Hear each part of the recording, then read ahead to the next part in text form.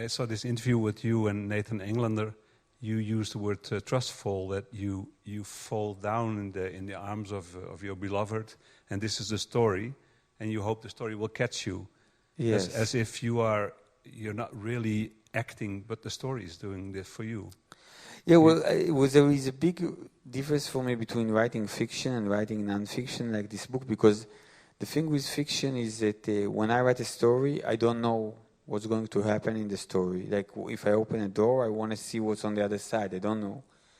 And there is something that when you write in such a way, then you have this kind of excitement as if you are kind of going on an adventure.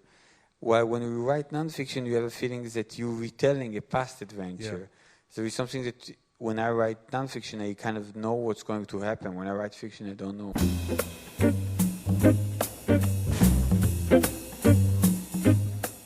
Father told me that when he was in the ghetto, something very funny had happened to him, you know?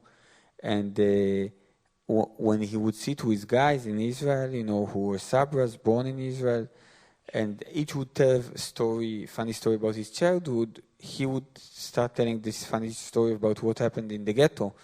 And after a few sentences, they would stop him and they say, well, you were in the ghetto? And he would say, yes. And say, what ghetto? And he would tell them, and they say, did anyone from your family die? And he said, yeah, my young sister died. And they would say to him, how did she die? So he said, we were hiding and the Germans had caught her and they tortured her. And they said, if you tell where your family is hiding, we will let you live. And she refused, and they tortured her to death.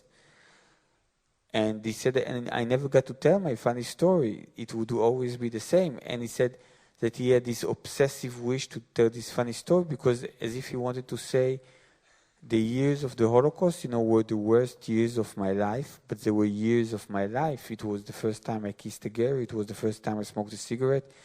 And he was trying to, it was important for him to say to people that he had human experiences during those years. Yeah.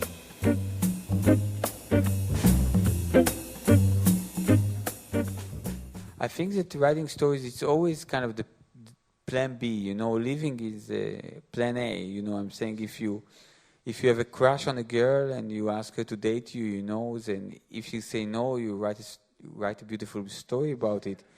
But if you say yes, you'll be too busy. You wouldn't have a time to write a story.